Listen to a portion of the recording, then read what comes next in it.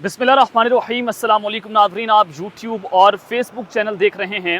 मैं राना उज़ैर हूँ। नाज़रीन, आज सुप्रीम कोर्ट ऑफ पाकिस्तान से एक बहुत बड़ा फैसला आया। 63A का कानून जो है उसको कलअदम करार दिया गया और मैं आपको 2-3 दिन से बता रहा था कि 5-0 से फैसला आएगा और काजी साहब जो हैं वो एक लिखा हुआ फैसला पढ़ देंगे और आपके सामने सूरत हाल आज बड़ी वाज़ेह हो गई कि किस तरह से आज आपने ताकत का नंगा नाच सुप्रीम कोर्ट ऑफ पाकिस्तान के अंदर कमरा अदालत नंबर 1 के अंदर होता हुआ देखा। इस वक्त हम सुप्रीम कोर्ट ऑफ पाकिस्तान के बाहर मौजूद हैं और यहाँ से कुछ बड़ी अहम तरीन तफसीलात लेकर आपकी खदमत में हाजिर हुआ है। सबसे पहली खबर पर कि चीफ जस्टिस काजी फाइज ईसा के फैसले के खिलाफ एमरजेंसी सूरत हाल इस वक्त पैदा हो चुकी है। इस वक्त शहर इक़्तिदार में क्या सूरत हाल है कि हंगामी इजलास तलब कर लिए गए हैं, हलचल पाई जा रही है। इस वक्त सुप्रीम कोर्ट के अंदर से जो खबरें आ रही हैं, शहर इक़्तिदार से कुछ खबरें हैं जो आपके सामने आज के इस व्लॉग में रखनी है। बड़ी अहम तरीन तफसीलात हैं, ग्राउंड की सूरत हाल आपके सामने रखनी है। और फिर दूसरी जानिब मौलाना फजल रहमान साहब ने भी आज खुल्लम खुल्ला ऐलान जंग कर दिए।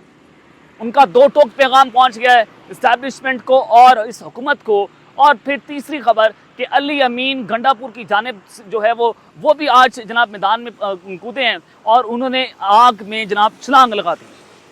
आज उन्होंने खुली जंग का उन्होंने भी ऐलान कर दिया है। उस हवाले से बड़ी अहम तरीन तफसीलात हैं जो आपके सामने रखनी है। लेकिन अगर आपने इस चैनल को सब्सक्राइब नहीं किया, चैनल को सब्सक्राइब कर लें, बेल आइकन को दबा दें। आने वाली तमाम तरह अपडेट्स आपकी खदमत में बर वक्त पेश होती रहें। नाज़रीन, आज सुप्रीम कोर्ट ऑफ पाकिस्तान से एक फैसला आता है। 63A का कानून कलअदम करार दिया गया और इस 5 रुकनी लार्जर बेंच में ऑथर जजेस जो हैं मौजूद नहीं थे। यानी कि जो इस 63A का जो जिन्होंने फैसला दिया था, जिसमें जस्टिस मुनीब अख्तर साहब थे, जस्टिस अतर मिनरा साहब थे, इन 2 जजेस को इस बेंच में शामिल नहीं किया गया। और फिर जैसे आपने देखा कि इस समाअत को पहले ही वादात के तौर पर काजी साहब ने डाला कि पहले जस्टिस मुनीब अख्तर को प्रैक्टिस एंड प्रोसीजर कमेटी से निकाला गया, उनके खिलाफ एक पूरा ग्राउंड सेट किया गया। ऑर्डिनेंस आता है जस्टिस मंसूर के खिलाफ जो कुछ इन्होंने किया, ताबड़तोड़ हमले किए। काजी साहब ने कमरा नंबर 1 अदालत में जो है वो जिस तरह से रिमार्क्स दिए, उससे बड़ा वाज़ेह हो रहा था कि चीफ जस्टिस ऑफ पाकिस्तान काजी फाइज ईसा जो हैं वो अपने साथी जजेस को साथ मिलाकर इन जो ये 8-9 जजेस का इस ग्रुप बना हुआ है जो जस्टिस मंसूर शाह साहब के साथ खड़े हुए हैं, उनके खिलाफ एक पूरा ये प्रोपेगेंडा सेल चला रहे थे। ये बड़ा वाज़ेह है। यानी कि डिवीजन तो पाई जा रही है ना सुप्रीम कोर्ट में, कुछ जजेस काजी साहब के साथ हैं, कुछ जजेस जस्टिस मंसूर शाह साहब के साथ हैं। तो आज आपने जनाब ये फैसला देख लिया और इससे बड़ा वाज़ेह हुआ कि ये बड़ी बौखलाहट के अंदर फैसला दिया गया है। कहीं से इनको लिखकर फैसला दे दिया गया था। 2-3 समातों में मैंने आपको पहले बताया था काजी साहब ने फैसला देना है, तो वो फैसला जनाब आज आ गया। अब तहरीरी फैसला जो है अब से कुछ देर के बाद जारी हो जाएगा। लेकिन इस सब के अंदर जनाब आज इस फैसले के बाद जो है वो सूरत हाल बड़ी ख़राब हो चुकी है। वो सूरत हाल कैसे ख़राब हुई है कि आज 3 अक्टूबर है और कल जो है पाकिस्तान तहरीक इंसाफ ने डी चौक में एहतजाज की कॉल दे रखी है। पाकिस्तान तहरीक इंसाफ इमरान खान साहब ने बड़ा वाज़ेह कह दिया है कि जो मर्जी करना है कर लें, कल हमने जाकर एहतजाज ज़रूर करना है। आप जो ये रोना पीट रहे हैं कि जनाब शंघाई ताउन तंजीम का इजलास है, मलेशियन प्राइम मिनिस्टर पाकिस्तान आए हुए हैं, तो PTI जो है वो एहतजाज ना करे, वो एहतजाज जो है मौखर कर दे। लेकिन इमरान खान साहब ने बड़ा वाज़ेह कहा कि इस्टेब्लिशमेंट जो है वो राइट दिखाकर लेफ्ट मारती है और हमें इन्होंने बेतहाशा ट्रैप करने की कोशिश की। अब जो मर्जी हो जाए, हमने अब डी चौक में एहतजाज जनाब ज़रूर करना है। अब अली अमीन गंडापुर साहब जो हैं वो आज जनाब मैदान में आए हैं सामने और वो ऐसे कह लें कि आग का खेल शुरू हुआ है, वो आग में कूद पड़े हैं। अली अमीन गंडापुर साहब ने आज कहा कि जुमे के रोज़ हर सूरत डी चौक पहुंचेंगे, जितनी मर्जी देर लग जाए हमने हर सूरत डी चौक पहुंचना है। रावलपिंडी में क्यों नहीं पहुंचे, वहाँ की सूरत हाल हमने आपको बताई थी कि बहुत खतरनाक तरीन सूरत हाल थी। फिर कॉल ऑफ किया गया बैरिस्टर गौहर की जानिब से कि आप जो हैं वो पिंडी ना आएँ और अली अमीन गंडापुर जो हैं वो जनाब एक इंटरचेंज से वापस चले गए, बुरहान इंटरचेंज से। तो अब अली अमीन गंडापुर साहब ने कहा कि हम हर सूरत डी चौक पहुंचेंगे, जितनी मर्जी देर लग जाए। इमरान खान की जानिब से इस्लामाबाद डी चौक पर एहतजाज की कॉल के हवाले से गुफ्तगू करते उन्होंने कहा कि अवाम आइन के तहफ़्फ़ुज़, कानून की पासदारी के लिए खौफ के बुत तोड़ कर निकले, हकीकी आज़ादी के लिए हम जंग लड़ रहे हैं और ये अपना हक वापस मिलने तक जो है वो हम ये लड़ाई लड़ते रहेंगे। और उन्होंने ये भी कहा कि हुकूमत जो है वो मालकान को ज़ुदुकौब करके गाड़ियाँ पकड़ रही है और हम पेशावर से 10 बजे और स्वाबी से 11 बजे निकलेंगे। और इसके अलावा डॉक्टर साहब जो मिश्र इत्तलात हैं KPK के, उन्होंने कहा कि जाली हुकूमत कुछ भी कर ले, हम जुमे के रोज़ डी चौक पहुँचेंगे। मैंडेट चोर हुकूमत को ज़मीन बोस करने का फैसला कौन राउंड शुरू हो चुका है और मैंडेट चोर जो है उसके हवाले से उन्होंने ये भी कहा कि हवास बाख्ता जाली हुकूमत ने डी चौक में कंटेनर्स पहुँचाना शुरू कर दिए।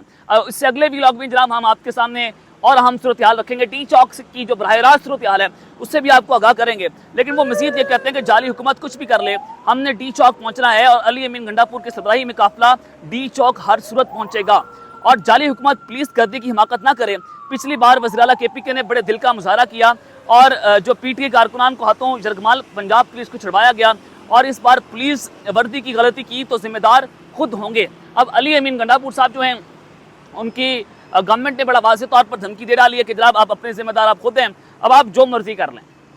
اور پھر اپوزیشن لیڈر عمر ایوب صاحب نے بھی کہا کہ کل کا احتجاج کسی صورت مؤخر نہیں کرنا، کل کا احتجاج ہم نے کرنا ہے، اور اس وقت ڈی چوک سیل ہے، ڈی چوک کو بند کیا جا رہا ہے، فیض آباد کنٹینرز پہنچا دیے گئے ہیں، پورا اسلام آباد کارڈن آف کیا جا رہا ہے، پورے اسلام آباد کا راستہ جو ہے بند کر دیا جائے گا، انٹری ایگزٹ پوائنٹ آج رات بند ہو جائیں گے، موٹر ویز بند ہیں، فیصل آباد موٹر وے بند ہے، GT روز کو سیل کیا جا رہا ہے، اور ادھر سے KPK سے آنے والے تمام راستے بند کر دیے جائیں گے۔ تو یہ آپ پاکستان کو کنٹرستان میں تبدیل کر رہے ہیں۔ اور کل بھی پچھلے آپ نے احتجاج میں دیکھا کہ پنڈی جو ہے آپ نے اس کو ایک جیل میں منتقل کر دیا، یعنی کہ ایک جیل بن گئی، اور آج اسلام آباد کو آپ ایک سب جیل بنانے کی مکمل طور پر کوشش کر رہے ہیں۔